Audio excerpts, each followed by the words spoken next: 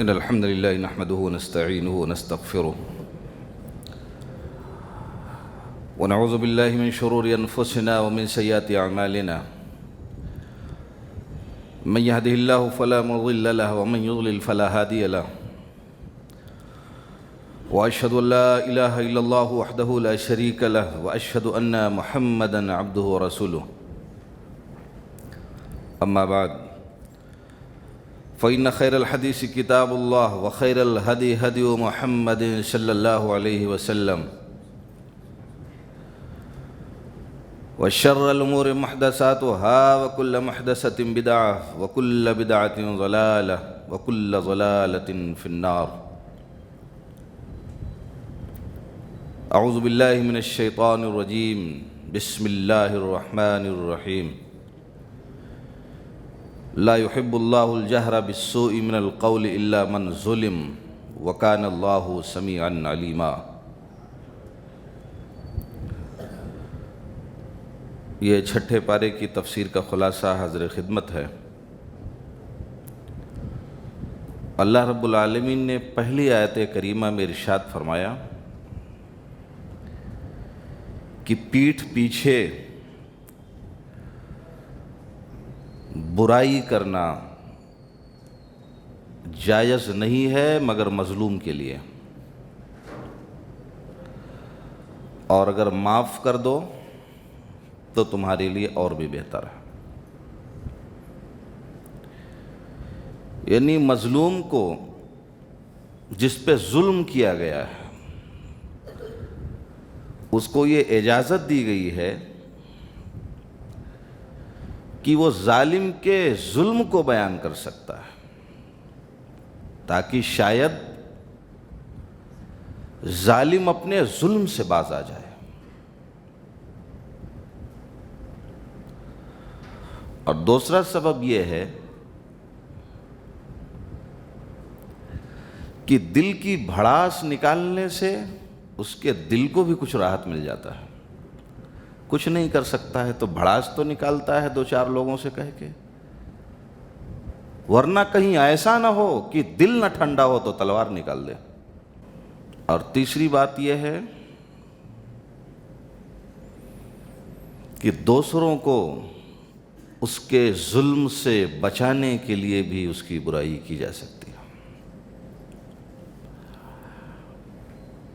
اس کے بعد اللہ نے فرمایا کہ میرے بندو، میں تو ہر چیز پہ قدرت رکھتا ہوں. تم کتنے گناہ کرتے ہو، کتنی نافرمانیاں کرتے ہو، لیکن ہر خطا اور نافرمانی کو میں نظر انداز کیا جاتا ہوں جیسے دیکھ ہی نہیں رہا ہوں.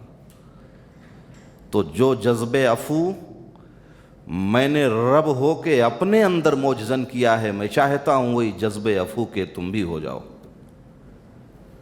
تمہارے اندر بھی وہی جذبہ معاف کرنے والا پیدا ہو جائے. تو اجازت تو ہے لیکن معاف کر دو تو تمہارے لیے اور بہتر ہے. نبی علیہ الصلوۃ والسلام کی خدمت میں ایک آدمی پہنچتا ہے اور اپنے پڑوسی کی شکایت کرتا ہے کہ میرا پڑوسی بڑا ظالم ہے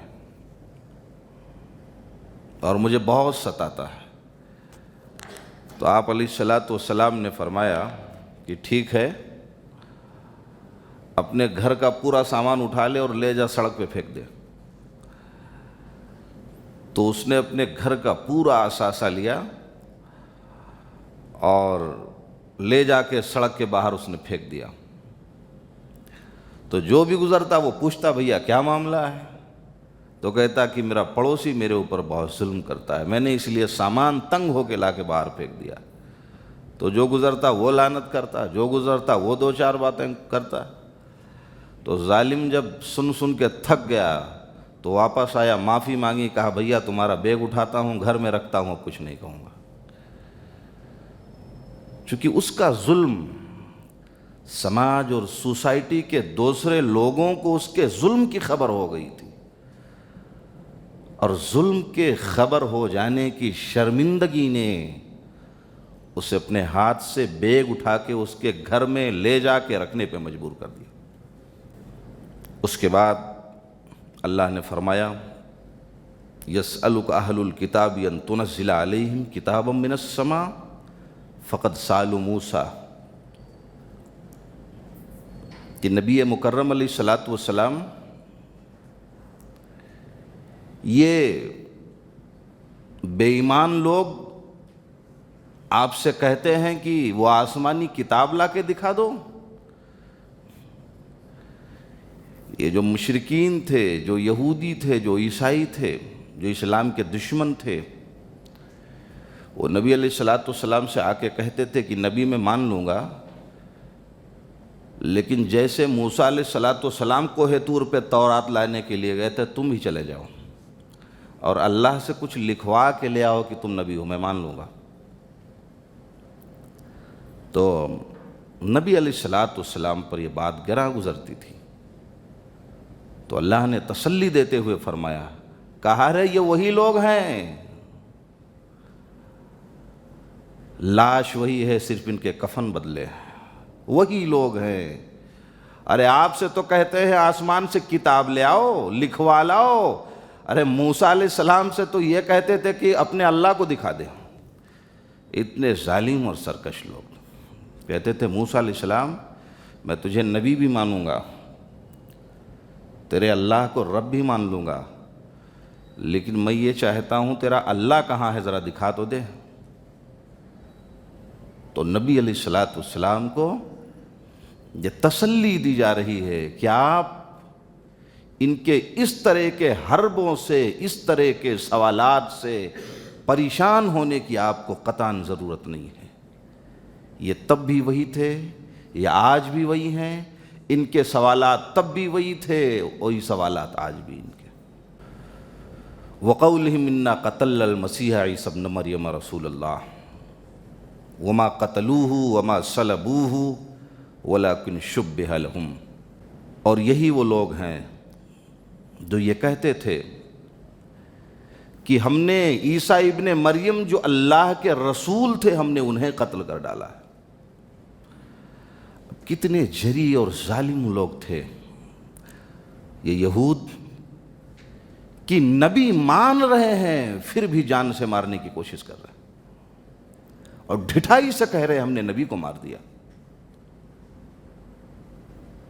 وما قتلوه وما صلبوه ولكن شبه لهم، اللہ فرماتا ہے تم نے مارا نہیں ہے، تم نے ان کے مشابہ انسان کو مارا ہے، سمجھ یہ رہے ہو ہم نے عیسیٰ کو مارا ہے۔ یہ تمہاری بہت بڑی بھول ہے، ہم نے اپنے نبی کو تمہارے ظلم اور سرکشی سے بچا لیا۔ معاملہ یہ تھا کہ یہودیوں نے سرکشی کی عیسیٰ علیہ الصلاۃ والسلام کو مار دینا، سولی پہ چڑھا دینا، اور انہوں نے سولی پہ چڑھانے کی پوری تیاری کر لی۔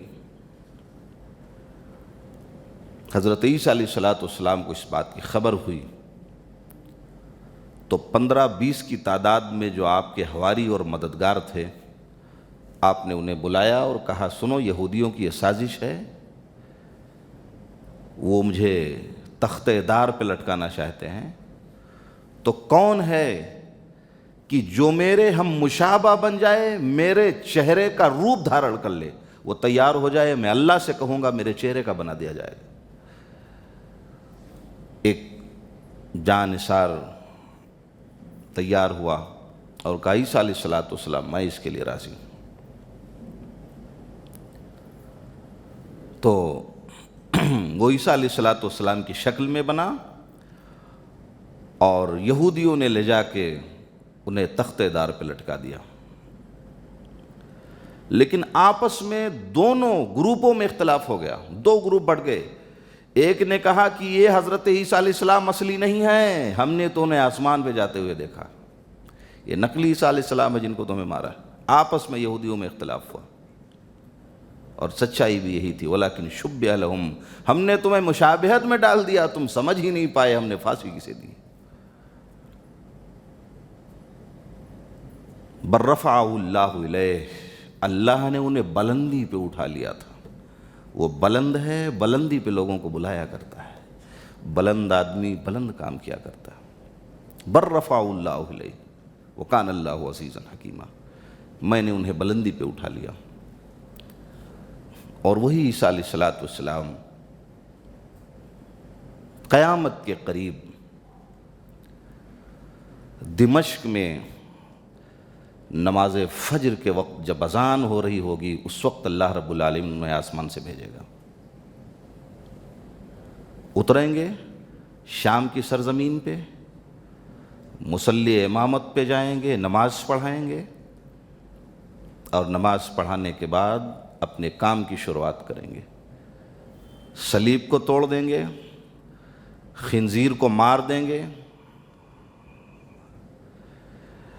یاجوج اور ماجوج سے جنگ لڑیں گے، اس کا خاتمہ کریں گے، اور جتنے بھی یہودی ہوں گے کسی ایک یہودی کو حضرت عیسیٰ علیہ السلام نہیں چھوڑیں گے۔ اس وقت یہودیوں کے ذلت و رسوائی کا یہ عالم ہوگا کہ اگر کسی درخت کے نیچے کوئی یہودی چھپا ہوگا تو درخت کہے گا کہ میرے نیچے یہودی چھپا ہے، اس آ کے اسے ختم کر دو۔ یہ ذلیل و رسوا کیے جائیں گے یہ سارے کے سارے یہودی جو آج دنیا میں اپنے آپ کو قارون اور فرعون منوا رہے ہیں۔ یہی وہ یہودی ہیں جنہوں نے اپنی ناجائز اولاد اسرائیل کو اس بات پہ آمادہ کیا ہے کہ بیت المقدس کبھی مسلمانوں پہ حوالے مت کرنا۔ اگر آج بھی ایک ہندو مورخ نے لکھا کہ آج بھی امریکہ اگر اپنے ہاتھ کو اسرائیل کے سر سے ہٹا لے 24 گھنٹے کے اندر بیت المقدس مسلمان اپنے حوالے کر لیں گے، لیکن یہ اس کا سپورٹ ہے کہ اپنی ناجائز اولاد پہ اس نے سپورٹ کر رکھا۔ اور اگر معاملہ کبھی آگے بڑھتا ہے تو اقوام متحدہ ہے، ہمیشہ ویٹو پاور سے اس نے ختم کر دیا اس معاملے، ویٹو پاور کا ذریعہ اس کو ختم کروا دیا، حالانکہ یہ حقیقت تھا وہ مسلمانوں کی سرزمین قبلہ اول ہے۔ تو عیسیٰ علیہ السلام قیامت کے قریب آئیں گے، یہودیوں کا خاتمہ کریں گے، دجال کو ماریں گے، یاجوج اور ماجوج سے لڑائی لڑیں گے، اور اس وقت دولت کی اتنی انتہا ہوگی کہ آدمی گھر سے بوریے میں بھر کے روپیہ لے کے نکلے گا، کوئی غریب مل جائے صدقہ کر دوں کوئی روپیہ لینے والا نہیں ملے گا، ایک بھی غریب نہیں ملے گا جو روپیہ لے لے۔ اور اس وقت دنیا میں ایک سجدہ رب کی بارگاہ میں کر لینا زمین و آسمان سے بہتر مانا جائے گا، دولت کی انتہا ہوگی، اور وہ قیامت کا وقت قریب ہوگا اور اس وقت پوری دنیا مسلمان ہو جائے گی۔ تو یہ ذلت و رسوائی تھی جو اللہ رب العالمین نے یہودیوں کے ساتھ کرے گا، جو انہوں نے کیا تھا ان کا انجام اور بدلہ انہیں ملے گا۔ اس کے بعد اللہ نے فرمایا وَلَا يَجْرِمَنَّكُمْ شَنْآنُ قَوْمٍ أَن صَدُّوكُمْ عَنِ الْمَسْجِدِ الْحَرَامِ، جن لوگوں نے تمہیں مسجد حرام میں داخل ہونے سے روکا تھا، دیکھنا مسلمانوں کہیں وہی کام کرنے پہ تم بھی آمادہ مت ہو جانا۔ صلح حدیبیہ کا وہ موقع کہ نبی علیہ السلام 1400 صحابہ کرام کے ساتھ عمرہ کرنے کے لیے گئے، اور جا کے اپنا نمائندہ بھیجا حرم مکی میں کہ ہم 1400 لوگ آئے ہیں، کم سے کم ہمیں عمرے کی اجازت دے دی جائے۔ یہ مکہ پہ مسلمانوں کی حکومت ہونے سے 2 سال قبل کا واقعہ ہے، صلح حدیبیہ سن 6 ہجری میں پیش ہے۔ اس کے 2 سال بعد نبی علیہ السلام نے 10,000 کی فوج لے کے چڑھائی کی تھی اور مکہ فتح کر لیا تھا، مسلمانوں کے ہاتھ میں آ گیا تھا۔ تو گئے، کہا ہم عمرہ کرنے کی نیت سے آئے ہیں، تو کہا عمرہ کرنے کی اجازت نہیں ہے، جاؤ واپس چلے جاؤ۔ صحابہ کرام اس بات کو ماننے کے لیے تیار نہیں تھے۔ اللہ کے رسول ہم عمرہ کر کے جائیں گے، یا جان لے کے جائیں گے یا جان دے کے جائیں گے، عمرہ کر کے جائیں گے۔ اس وقت نبی علیہ السلام نے سمجھایا تھا کہا جذبات میں مت آؤ، آج میں صلح کر لیتا ہوں اور صلح میں اپنی فتح دیکھ رہا ہوں۔ انا فتحنا لک فتحا مبینا، اور اسے صلح حدیبیہ کو اللہ نے کہا رسول تم نے پیچھے ہٹ کے صلح کی ہے، ظاہراً صلح تھی لیکن باطن میں ہم نے تمہیں فتح عطا فرما دی تھی۔ صلح ہو گئی اور 2 سال تک امن و امان قائم ہو گیا۔ مسلمانوں کو تبلیغ کا ایک مضبوط موقع ملا، کعبہ اور اس کے اطراف میں ایک جم غفیر مسلمانوں کے ساتھ کھڑا ہو گیا اور اسی جم غفیر کو لے کے حملہ کیا اور مکہ کو فتح کر لیا۔ تو نبی علیہ السلام نے جھک کے شرائط پہ دستخط کیے تھے اور صحابہ تیار نہیں تھے۔ وہ تو محمد الرسول اللہ لکھوانے کے لیے بھی تیار نہیں تھے۔ کہا محمد ابن عبداللہ لکھو، محمد رسول اللہ مان لوں گا تب تو جھگڑا ہی ختم ہو جائے گا۔ حضرت علی سے کہا مٹا دو، کہا میں اس لفظ کو مٹانے کی ہمارے اندر جرات نہیں ہے۔ تو کہا اگلے سال آنا، 3 دن تک تم صرف خانہ کعبہ میں رک سکتے ہو، مکہ میں، تلواریں تمہاری میان میں ہوں گی اور 3 دن کے بعد واپس چلے جاؤ گے۔ ہماری ہی مسجد تھی، ہمارا ہی بیت اللہ تھا، ہمارا ہی خانہ کعبہ تھا اور ہم ہی کو عمرہ کرنے سے روک دیا تھا۔ تو جب مکہ فتح ہوا، مسلمان جوش جنوں میں تھے، تو اللہ رب العالمین نے وہی فرمایا وَلَا يَجْرِمَنَّكُمْ شَنَآنُ قَوْمٍ صَدُّوكُمْ عَنِ الْمَسْجِدِ الْحَرَامِ أَن تَعْتَدُوا وَتَعَاوَنُوا عَلَى الْبِرِّ وَالتَّقْوَىٰ۔ ارے دیکھو تمہارے ان میں فرق ہونا چاہیے، وہی تم بھی مت کرنا شروع کر دینا جو انہوں نے تمہارے ساتھ کیا تھا۔ بھلائی کرو۔ جن لوگوں نے تمہارے ساتھ ظلم کیا ہے، تمہیں روکا ہے، تمہیں اس شہر سے نکال دیا ہے، تمہارے زمین و جائیداد پہ قبضہ کیا ہے، تمہاری آل و اولاد کو رسوا کیا ہے، جاؤ انہیں معاف کر دینا، ہم نے مکہ تمہیں واپس دے دیا ہے، لیکن تمہارا سلوک ان لوگوں کے ساتھ اچھا ہونا چاہیے۔ یہ مسلمانوں کی شان تھی اور یہ مسلمانوں کی پہچان تھی، اور اسی کا تقاضا اللہ نے ہم سے اور آپ سے بھی کیا۔ ظلم کا بدلہ ظلم ہی نہیں ہوا کرتا۔ اللہ نے فرمایا یا ایھا الذین آمنوا اذا قمتم الی الصلاۃ فاغسلوا وجوہکم وایدیکم الی المرافق وامسحوا برؤوسکم وارجلکم الی الکعبین۔ وضو کا طریقہ قرآن مجید نے بیان کیا۔ اے لوگو جب نماز کے لیے کھڑے ہو، فاغسلوا وجوہکم وایدیکم الی المرافق۔ دیکھیے وضو کرنے کے لیے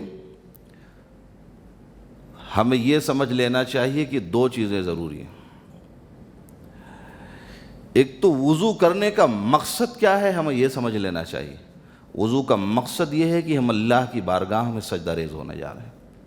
وضو کا مقصد نماز ہوتا ہے، تو دل میں کم سے کم یہ نیت ہونی چاہیے کہ میں رب کی بارگاہ میں سر بسجود ہونے جا رہا ہوں۔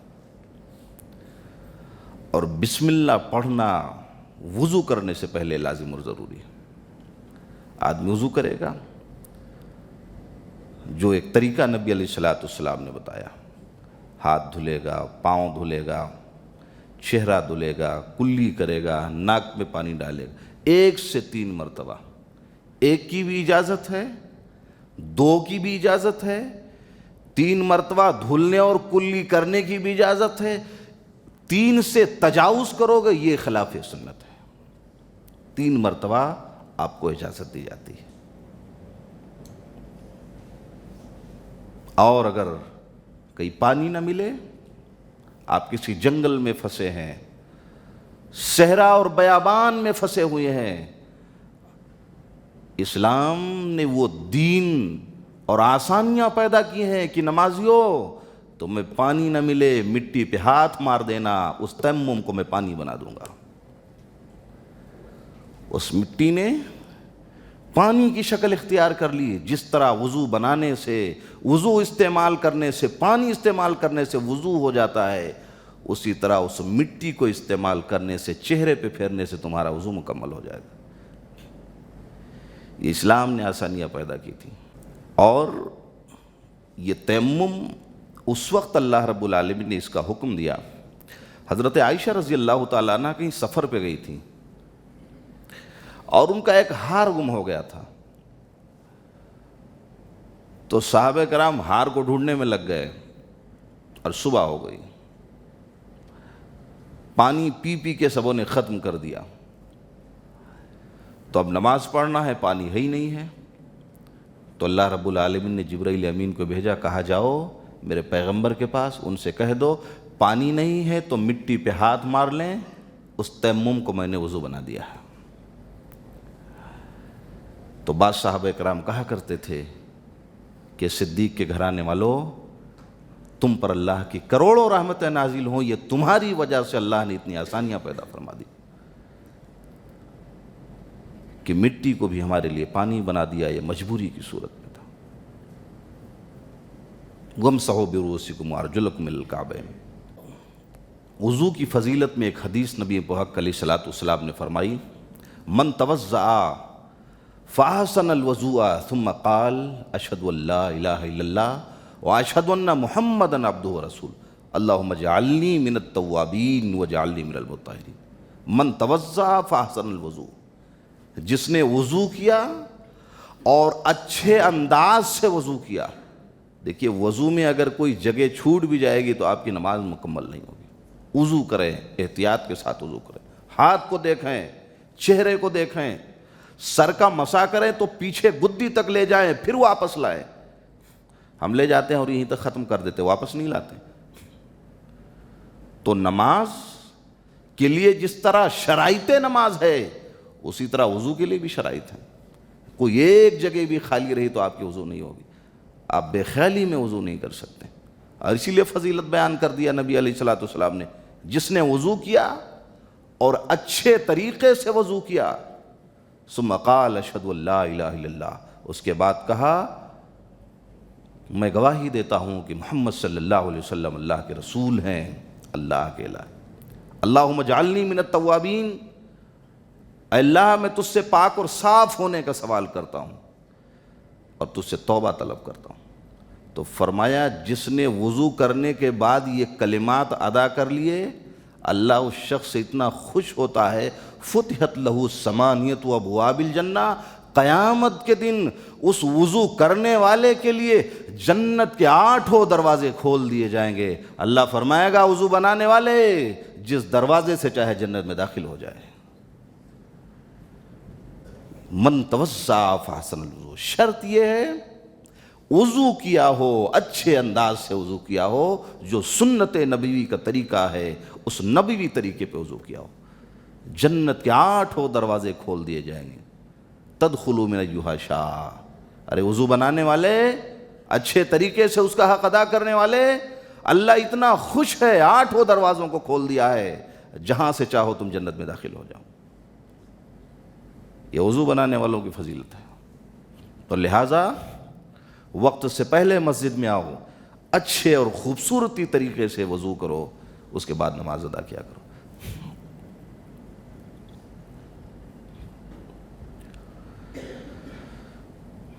اس کے بعد اللہ نے فرمایا وَلَا يَجْرِمَنَّكُمْ شَنَآنُ قَوْمٍ عَلَىٰ أَلَّا تَعْدِلُوا اعْدِلُوا هُوَ أَقْرَبُ لِلتَّقْوَىٰ۔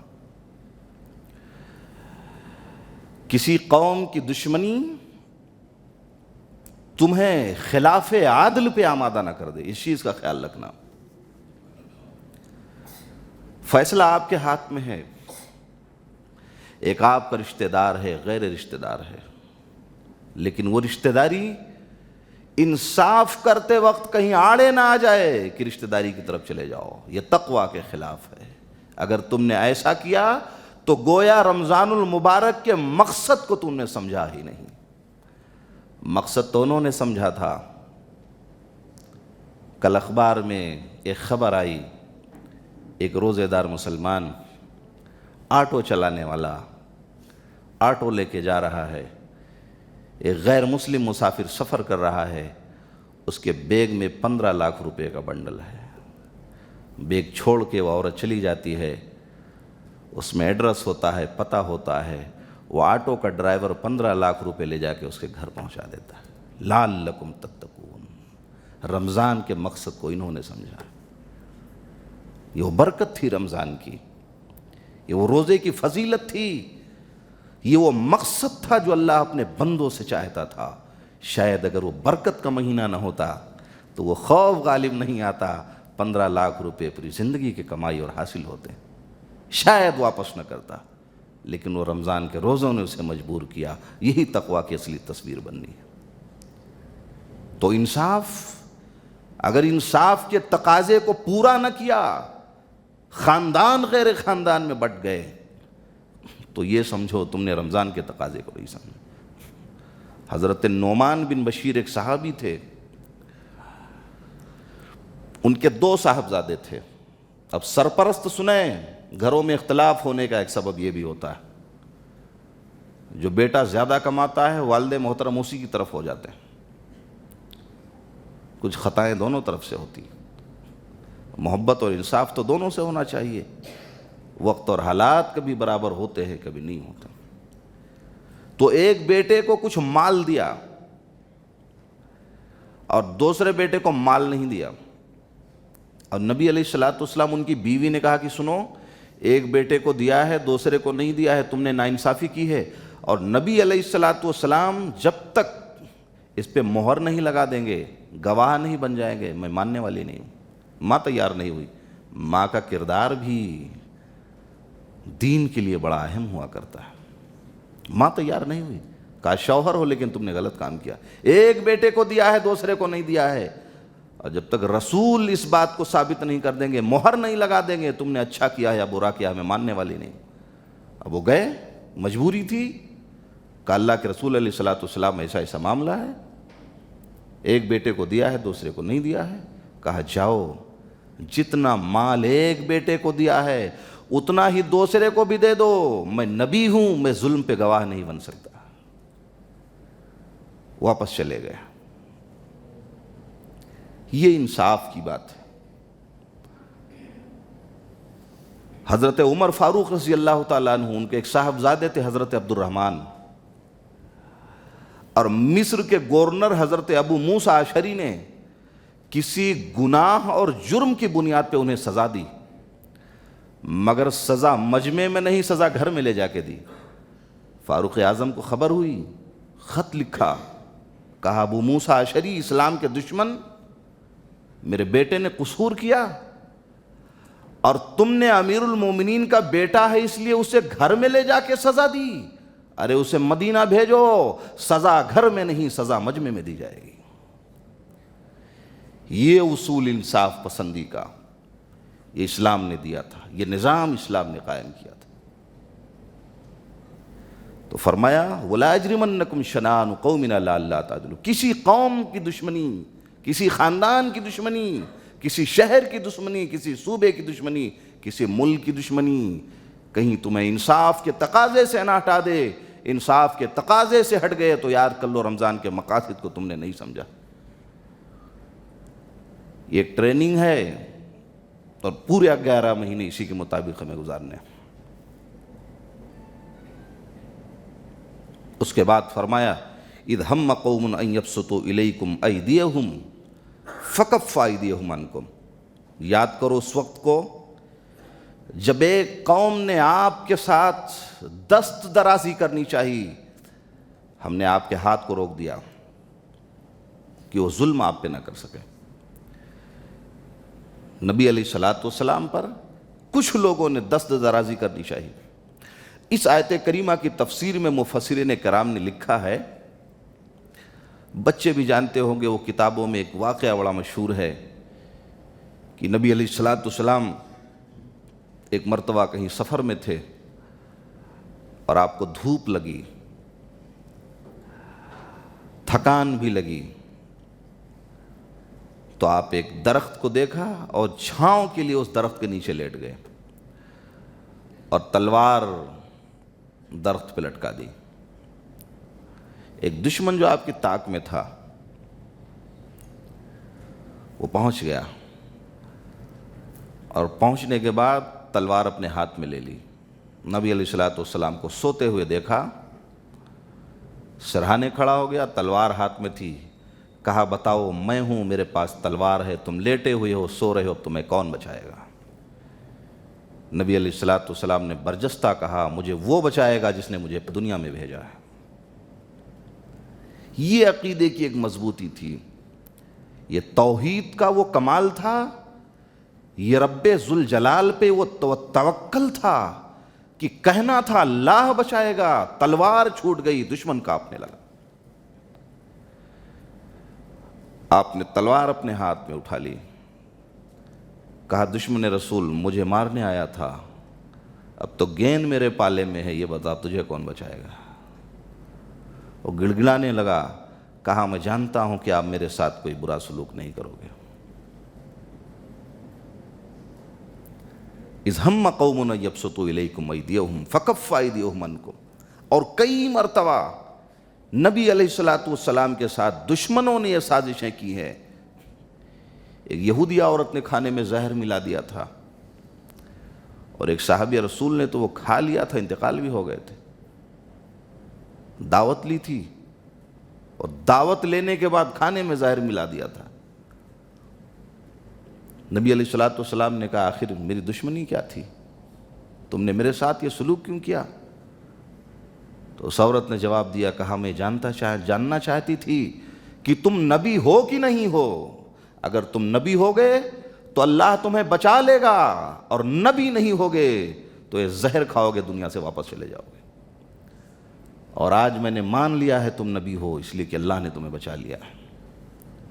اور وہ زہر نبی علیہ الصلوۃ والسلام کے زندگی کے آخری ایام تک اس کا اثر باقی تھا، اور آپ کہا کرتے تھے اس یہودی عورت نے جو زہر کھلایا ہے، کبھی کبھی وہ شدت آج بھی مجھے محسوس ہوتی، وہ تکلیف آج بھی مجھے پیش رہی ہے۔ نبی علیہ الصلوۃ والسلام ہجرت کرتے ہوئے رات میں اپنے بستر پہ حضرت علی کو لٹا دیا، صدیق اکبر کو ساتھ لیا، مدینہ کی طرف چل دیے۔ 100 اونٹوں کے لالچ میں دشمنوں نے آپ کا پیچھا کیا۔ کون ہے جو رسول کو پکڑ کے لائے گا؟ 100 اونٹ انعام ملیں گے۔ اونٹ بڑے قیمتی ہوا کرتے تھے اس زمانے میں، ان کی اپنی ایک اہمیت تھی۔ جیسے آپ سے کوئی یہ کہے یہ کام کر لو، ہم آپ کو رینج روور دے دیں گے، بی ایم ڈبلو دے دیں گے، مرسڈیز دے دیں گے، اس زمانے میں اس کی حیثیت تھی۔ لوگوں نے آپ کا پیچھا کیا۔ ایک آدمی پیچھا کرتے ہوئے جا رہا ہے، نبی آگے ہیں، اس کا گھوڑا پیچھے ہے۔ صدیق اکبر کہتے ہیں رسول شاید یہ مجھے پکڑ لے گا۔ کہا گھبراؤ نہیں۔ نبی نے پلٹ کے دیکھا، اس کا گھوڑا زمین میں دھس گیا۔ اس نے کہا دعا کر دیجئے میرا گھوڑا تو نکل جائے، پھر آپ کا پیچھا نہیں کروں گا۔ نبی نے دعا کی، اس کا گھوڑا نکل گیا۔ پھر پیچھا کیا، پھر نبی نے پلٹ کے دیکھا، پھر گھوڑا زمین پر دھس گیا۔ ہوتے ہوتے آپ ایک غار میں پہنچے۔ اس غار میں نبی علیہ الصلوۃ والسلام نے پناہ لی، صدیق اکبر آپ کے ساتھ تھے۔ لوگ غار کے دہانے تک دشمن رسول پہنچ چکے تھے۔ صدیق اکبر نے پلٹ کے دیکھا، کہا اللہ کے رسول ارے اگر انہوں نے اپنی نگاہیں نیچی کر کے دیکھی تو ہمیں دیکھ لے جائیں گے۔ فرمایا صدیق گھبراؤ نہیں، ان اللہ معنا، اللہ ہمارے ساتھ ہے۔ وہ تلواریں لے کے آئے ہیں، ہم اللہ کو لے کے آئے ہیں۔ تو دشمنوں نے نبی علیہ الصلوۃ والسلام کو تباہ و برباد کرنے کی ہمیشہ سازشیں کی ہیں۔ نبی علیہ الصلوۃ والسلام کو نائن نماز پڑھنے کے وقت میں آپ کے گردن مبارک پہ ظالموں نے اوجھڑی ڈال دی تھی تاکہ اٹھ نہ سکیں۔ حضرت فاطمہ رضی اللہ تعالیٰ عنہ کو خبر ہوئی، دوڑی ہوئی آئی، کہا ظالموں نگاہیں آسمان کی طرف اٹھ گئیں، الہ العالمین میرے باپ کو ان ظالموں نے مارا ہے جس باپ نے مکہ کی سرزمین میں کسی کو اف بھی نہیں کہا۔ میرے اس باپ کو مارا ہے جس نے بیواؤں کے بوجھ کو اپنے کندھے پہ اٹھا کے ان کے گھر تک پہنچایا ہے۔ الہ العالمین میرے اس باپ کو ان ظالموں نے ستایا ہے جس باپ نے خود بھوکا رہنا پسند کیا ہے، مدینہ کی سرزمین پہ کسی غریب کو بھوکا نہیں رہنے دیا۔ صدقے کا مال تقسیم ہو رہا تھا، بیت المال کا بھی مال تھا، مال غنیمت کا بھی مال تھا۔ نبی علیہ الصلوۃ والسلام غنیمت کا مال دونوں ہاتھوں سے تقسیم فرما رہے ہیں۔ ظہر ہو گئی، عصر ہو گئی، رات ہو گئی، اپنے گھر پہ جیسے خالی ہاتھ گئے تھے ویسے خالی ہاتھ آئے۔ اب عائشہ نے کہا پیارے حبیب سارا مال تو مدینہ میں تقسیم کر دیا، آپ کو خبر نہیں کہ کئی دن ہو گئے ہمارے گھر میں چولہے نہیں جلے ہیں، گھر کے لیے تو کچھ لے آئے ہوتے۔ فرمایا عائشہ میں اپنے گھرانے کے بھوکوں پیاس کو برداشت کر سکتا ہوں، مدینہ کے بھوکوں کو کبھی بھوکا نہیں دیکھ سکتا۔ اس ہستی اور مقدس کو ان ظالموں نے وہ دکھ دیا ہے کہ رہتی دنیا تک تاریخ انہیں ہمیشہ ظالموں کے نام سے یاد کرے گی۔ اللہ نے فرمایا وَاتْلُ عَلَيْهِمْ نَبَأَ ابْنَيْ آدَمَ بِالْحَقِّ إِذْ قَرَّبَا قُرْبَانًا فَتُقُبِّلَ مِنْ أَحَدِهِمَا وَلَمْ يُتَقَبَّلْ مِنَ الْآخَرِ قَالَ لَأَقْتُلَنَّكَ قَالَ إِنَّمَا يَتَقَبَّلُ اللَّهُ مِنَ الْمُتَّقِينَ۔ حضرت آدم علیہ السلام کے وہ دو صاحبزادوں کو یاد کرو کہ ایک بھائی کی جان لینا چاہتا تھا۔ معاملہ یہ تھا کہ حضرت آدم علیہ السلام اور حضرت حوا، حضرت حوا سے ایک ساتھ میں دو لوگوں کی پیدائش ہوتی تھی، ایک لڑکا پیدا ہوتا تھا، ایک لڑکی پیدا ہوتی تھی۔ تو قابیل اور حابیل دو بھائی تھے، تو صبح کا لڑکا اور بعد میں جو لڑکی پیدا ہوتی تھی ان دونوں کا نکاح ہوتا تھا، اور بعد میں جو لڑکی پیدا ہوتی تھی اور پہلے جو لڑکا پیدا ہوتا تھا اس کا نکاح ہوتا تھا۔ یعنی ساتھ جو پیدا ہوتے تھے وہ بھائی بہن ہوتے تھے، اور بعد میں جو پیدا ہوتے تھے دونوں کا جوڑا لگا دیا جاتا تھا۔ اب حضرت آدم علیہ السلام کے دو لڑکے تھے، ایک قابیل تھا ایک حابیل تھا۔ قابیل تھوڑا ظالم اور سرکش تھا، تو اس نے کہا کہ میرے ساتھ جو لڑکی پیدا ہوئی ہے میں اسی سے شادی کروں گا۔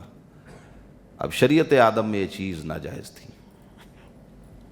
حضرت آدم نے کہا یہ کام تو نہیں ہونے دوں گا، لیکن اگر کرنا ہی چاہتے ہو تو اللہ کی بارگاہ میں تم دونوں قربانی پیش کرو، جس کی قربانی آسمان سے آ کے آگ اٹھا اور کھا لے جائے گی اس کا نکاح کر دیا جائے گا۔ تو دونوں نے قربانی پیش کی، اور قابیل کی قربانی قبول نہ ہوئی، حابیل کی مقبول ہو گئی، چونکہ قابیل اپنی سگی بہن سے نکاح کرنا چاہتا تھا۔ اب حسد کی آگ بھڑکی، اس نے کہا میں تو تجھے مار ڈالوں گا۔ تو اس بھائی نے جواب دیا کہ میرے بھائی مجھے قتل کرنے کی سازش کیوں کرتا ہے، مجھے قتل کرنے کی پلاننگ کیوں کرتا ہے؟ قربانی تو نے بھی دیا تھا، قربانی میں نے بھی دیا تھا، اور میری قربانی مقبول ہوئی اور تمہاری مقبول نہ ہوئی۔ اس کی اصلی وجہ یہ تھی کہ تمہارے دل سے اللہ کا تقوی رخصت ہو چکا تھا۔ بہرحال اس نے مارنے کی ٹھان لی، اور دیکھیے یہی بات ہے، اگر ایک بھائی ظالم ہو جائے، طیش میں آ جائے، تو دوسرے کو صبر کرنا چاہیے۔ دو بھائی جوان ہیں، سگے ہیں، اگر دونوں طیش میں آ جائیں، ماں بوڑھی ہے چھڑا نہیں سکتی، باپ گھر پہ نہیں، بتاؤ کیا ہوگا؟ تو یاد رکھ لو نوجوانوں، گھر میں ہوتے ہیں کئی بھائی ہوتے ہیں، کئی افراد ہوتے ہیں، کوئی ایک بھائی غصے میں آ جائے دوسرے کو ٹھنڈا ہو جانا چاہیے۔ یہ اصول زندگی میں اپنا لو، کبھی گھر میں اختلاف نہیں ہوگا۔ تو ایک بھائی نے کہا میں مار ڈالوں گا، دوسرے نے کہا لیکن میں ہاتھ نہیں اٹھاؤں گا۔ بہرحال قابیل نے حابیل کا خاتمہ کر دیا، مار تو دیا لیکن لاش کہاں لے کے جائے؟ اور یہ دنیا کا سب سے پہلا قتل تھا، اور آج بھی دنیا میں جتنے بھی قتل ہوتے ہیں ان کا آدھا گناہ حضرت آدم کے اس صاحبزادے پہ بھی جاتا ہے، کیونکہ قتل کا موجد امجد تھا، قتل کی ابتدا اسی نے کی تھی۔ تو کہا لاش کہاں لے کے جاؤں؟ شہر سے باہر لے کے گیا، کہا اب اسے کیا کروں لاش کا؟ دیکھا ہے غراب تھا، کوا تھا، وہ اپنی چونچوں سے زمین کرید رہا تھا۔ کہا ہے افسوس، مجھے کوے سے ایک نصیحت لینی پڑ رہی ہے، بھائی کو تو مار دیا لیکن یہ نہ سمجھ سکا کہ آگے اسے دفن کیسے کیا جائے گا۔ کوے کو دیکھا زمین سے چونچ کے وہ بالو نکال رہا تھا، مٹی نکال رہا تھا، اس نے ہاتھ لگایا، زمین کو کریدا، اسی میں دفن کر دیا۔ تو یہ ایک بھائی نے ایک بھائی کے ساتھ کیا تھا۔ من اجل ذالک کتبنا علی بنی اسرائیل انہ من قتل نفسا بغیر نفس او فساد فی الارض۔ اس لیے اللہ نے یہ بات واضح طور پہ سارے مذاہب کے لیے حضرت آدم علیہ السلام سے لے کے آخری پیغمبر تک یہ قانون نافذ کر دیا تھا کہ آج کے بعد قتل کا بدلہ قتل لکھا جائے گا، آنکھ کا بدلہ آنکھ لکھا جائے گا، ناک کا بدلہ ناک توڑی جائے گی، ہاتھ کے بدلے ہاتھ توڑے جائیں گے۔ اور اسی لیے آج سعودی عربیہ میں دیکھ لیجئے، جتنے بھی ظلم کے بادشاہ تھے سبوں کے سر نیچے ہوئے، اور آج برسر بازار انہیں تختے دار پہ لٹکایا جاتا ہے۔ آج چوریاں بند ہیں، چھیڑخانیاں بند ہیں۔ وہ اسلام کا ایک اصول اگر 24 گھنٹے کے لیے ہماری سرزمین پہ نافذ ہو جائے، بتاؤ اس ملک کا کیا حال ہوگا؟ 24 گھنٹے کے لیے ہر آدمی دہشت میں رہتا ہے، قانون سامنے کھڑا ہے۔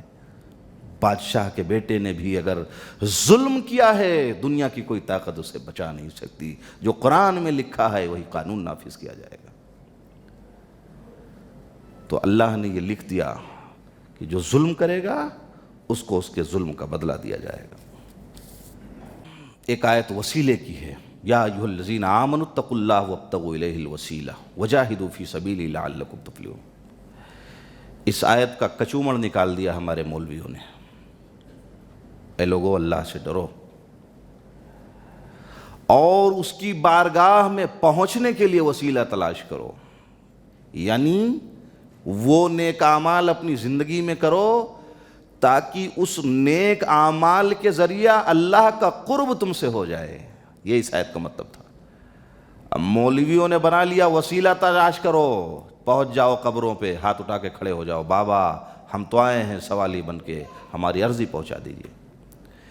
امام ابو حنیفہ رحمۃ اللہ علیہ ایک مرتبہ ایک درگاہ سے گزر رہے تھے، ایک آدمی کو دیکھا وہ بار بار مانگ رہا ہے، بار بار مانگ رہا ہے۔ کئی دن دیکھا، بلایا، کہا یہ بتا کوئی جواب وباب ملا؟ کئی دن گزرا ہوں تجھے یہی دیکھا ہوں، یہی کام کر رہا ہے، مانگ رہا ہے، کوئی جواب وباب ملا؟ کہا نہیں ملا۔ کہا ارے ظالم، اتنا تو اللہ سے مانگا ہوتا تو اللہ مل گیا ہوتا۔ نیکیوں کے ذریعہ نیک اعمال کا وسیلہ تلاش کرو۔ اور اسی ایک آیت کے ٹکڑے کو لے کے ہمارے مولوی برادران نے پوری قوم کو شرک کی تباہی میں ڈھکیل دیا۔ اللہ کے پرڑے میں وحدت کے سوا کیا ہے؟ جو کچھ ہمیں لینا ہے لے لیں گے محمد۔ یہ ان کے اشعار تھے۔ اللہ کے پاس کیا بچا ہے؟ وسیلہ تلاش کرو، پہنچ جاؤ۔ وسیلے کا مطلب یہ ہوتا نیک اعمال کا وسیلہ۔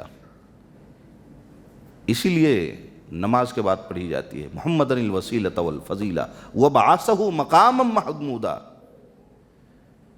مقام محمود کو وسیلہ کا نام دیا گیا ہے۔ نبی علیہ الصلوۃ والسلام نے فرمایا جو اس دعا کو اذان کے بعد پڑھے گا قیامت کے دن میری سفارش کے لیے واجب ہو جائے گی کہ اللہ رب العالمین میں اپنے پیغمبر کے لیے مقام محمود جس کا نام وسیلہ دیا گیا ہے وہ طلبگار ہوں۔ اب میں 3 باتیں بتاؤں کس طرح نیکیوں کے ذریعے وسیلہ تلاش کیا جا سکتا ہے۔ بنی اسرائیل میں 3 شخص تھے اور تینوں اللہ کے بڑے اچھے بندے تھے اور تینوں ایک راستے سے جا رہے تھے۔ بارش ہونے لگی اور وہ تونے غار میں چھپ گئے۔ جیسے ہم کہیں جا رہے ہوں، بارش ہونے لگی، کسی گھر میں چھپ جائیں اور بعد میں گھر کی چھت گر جائے، ٹیڑھی ہو جائے، خوف پیدا ہو جائے، اوپر نہ گر جائے، تو چھت ٹیڑھی ہو گئی۔ اب تینوں نے اپنے نیک اعمال کو یاد کیا تو ایک نے کہا کہ اللہ رب العالمین میں تو پھنس ہی چکا ہوں لیکن میں تجھ سے دعا مانگ رہا ہوں اور دعا کا ایک سبب بھی بتا دے رہا ہوں، اور نافرمانو والدین کے سنو، والدین کی فرما برداری کرو۔ ایک نے کہا کہ اللہ رب العالمین میں اپنے والدین کا فرما بردار آدمی ہوں۔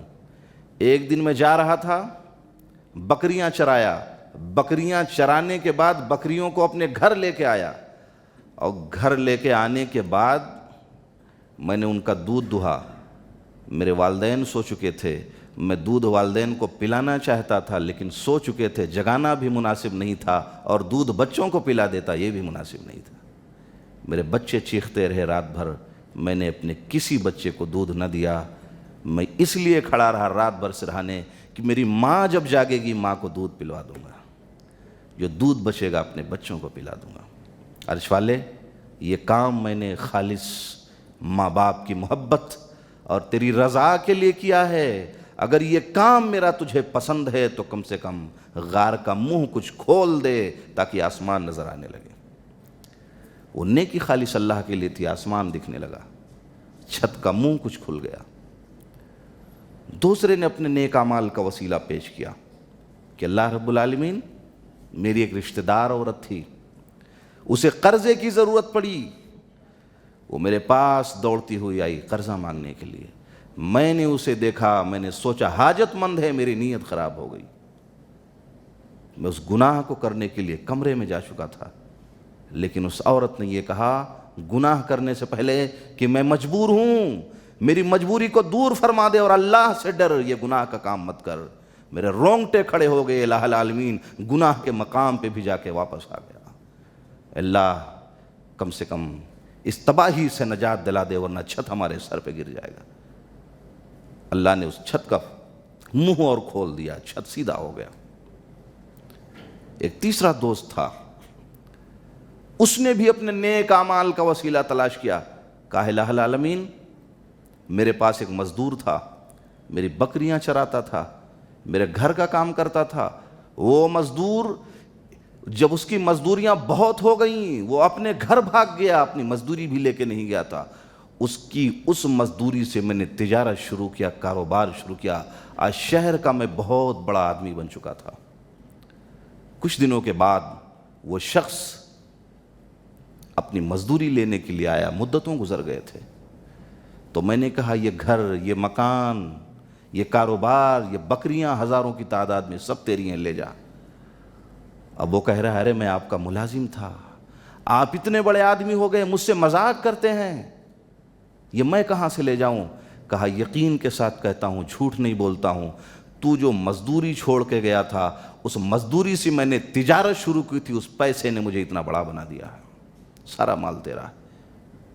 کہا اللہ رب العالمین میں نے وہاں سچ بولا تھا، ایمانداری اور دیانتداری کا کام کیا تھا، عرش والے اگر وہ کام میں نے تیری رضا کے لیے کیا تھا تو اس نیک کام کا میں وسیلہ تلاش کر رہا ہوں۔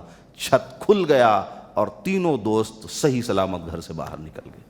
یا ایھا الذین آمنوا اتقوا اللہ وابتغوا الیہ الوسیلۃ وجاہدوا فی سبیلہ لعلکم تفلحون۔ نیک اعمال کا وسیلہ تلاش کرو مسلمانوں، نیک اعمال کا اللہ رب العالمین تم سے سزاوار ہے۔ اللہ رب العالمین نے فرمایا لَتَجِدَنَّ أَشَدَّ النَّاسِ عَدَاوَةً لِلَّذِينَ آمَنُوا الْيَهُودَ وَالَّذِينَ أَشْرَكُوا وَلَتَجِدَنَّ أَقْرَبَهُمْ مَوَدَّةً لِلَّذِينَ آمَنُوا الْيَهُودَ وَالَّذِينَ أَشْرَكُوا۔ دیکھیے دنیا میں تین دشمن طاقتیں ہیں ہماری، ایک یہودی ہے، ایک عیسائی ہیں، ایک مشرک ہیں۔ تو اللہ نے کہا کہ مسلمانوں دشمنی میں اگر کسی کو تلاش کرنا چاہو گے تو تمہارے سب سے بڑے دشمن یہ یہودی نکلیں گے، اور اس کے بعد مشرکوں کا نمبر ہے، اور فرمایا دشمن تو تمہارے عیسائی بھی ہیں لیکن یہودیوں سے بھی کم ہے، مشرکوں سے بھی کم ہے۔ دشمن تمہارے عیسائی بھی ہیں لیکن یہودیوں سے بھی کم ہیں اور مشرکوں سے بھی کم ہیں۔ چونکہ عیسیٰ علیہ السلام کی ایک سیرت رہی ہے، یہودی یہ مکبر ہوا کرتے تھے، اکڑپن ہوا کرتا تھا، یہ حاسد اور ظالم ہوا کرتے ہیں، انہوں نے انبیاء کو مارا ہے، انبیاء کو ستایا ہے، نبی کو نبی جانتے ہوئے انہوں نے قتل کیا۔ اور عیسائیوں کا معاملہ یہ تھا، حضرت عیسیٰ علیہ السلام کی تو بات مشہور ہے کہ اگر کوئی ایک گال پہ تماچا رسید کرے تو دوسرا گال دے دو۔ تو اس لیے ان کے یہاں وہ نفرت اور غرور نہیں ہے۔ تو دشمن تو دونوں ہیں لیکن یہودی بڑے دشمن ہیں، عیسائی چھوٹے دشمن، اور مشرک بھی بڑے دشمن ہیں۔ اور اس کے بعد ایک آخری بات میں عرض کر دوں، وَمَا عَلَّمْتُم مِّنَ الْجَوَارِحِ مُكَلِّبِينَ تُعَلِّمُونَهُنَّ مِمَّا عَلَّمَكُمُ اللَّهُ۔ کتا اگر برتن میں منہ ڈال دے تو برتن ناپاک ہو جاتا ہے۔ اب اس کے پاکی کے لیے آدمی یہ کرتا ہے کہ 7 مرتبہ اسے دھلتا ہے اور آخری مرتبہ اس میں مٹی کا استعمال کیا جاتا ہے، چونکہ مٹی اس کے لعاب گندے لعاب کو اس کے زائل کر دیتی ہے۔ تو کتا ناپاک ہے اور اگر منہ ڈال دے تو برتن ناپاک ہو جاتا ہے۔ ایک شکاری کتا بھی ہوتا ہے جس کے ذریعہ شکار کرنا یہ اسلام میں جائز ہے، لیکن وہ کتا جس کے منہ ڈالنے سے برتن میں برتن ناپاک ہو جاتا ہے، اسی کتے کو اگر شکاری بنا کے عالم بنا دیا جائے، ٹرین کر دیا جائے، جانکار بنا دیا جائے تو اس کا شکار جائز ہو جائے گا۔ کہ شرط یہ ہے اس کتے کی ٹریننگ دی جائے، شکاری کتے کی، اس کو عالم بنایا جائے، جانکار بنا دیا جائے، شکار کا جانکار ہو جائے۔ اور اس کو 3-4 چیزیں سمجھانی ضروری ہے۔ پہلی بات، شکاری کتا تو یہ سمجھ لے کہ جب اس کو چھوڑا جائے، اس کا مالک جب اسے چھوڑے تب وہ شکار کرنے کے لیے جائے، اپنی مرضی سے نہ جائے۔ اور دوسرا علم اس کتے کو یہ دینا پڑے گا کہ شکار کرنے کے بعد شکار اپنے مالک کے پاس واپس لے کے آ جائے، ادھر ادھر نہ بھاگے۔ ادھر ادھر بھاگ جائے گا تو علم نہیں ہے اس کے پاس۔ اور تیسری چیز یہ ہے کہ شکاری کتے کو جب شکار کرنے کے لیے چھوڑا جائے گا تو بسم اللہ پڑھ کے چھوڑا جائے گا۔ اگر بسم اللہ پڑھ لیا ہے، پھر اس نے شکار کیا ہے، وہ شکار مر بھی گیا ہے تو بسم اللہ اس کو جائز بنا دے گا۔ یہ شکار کا ایک اصول اسلام نے بنایا ہے۔ اللہ سے دعا ہے اللہ میں نیک عمل اور نیک سمجھ کی توفیق عطا فرمائے۔ آمین۔ وآخر دعوانا الحمدللہ رب العالمین۔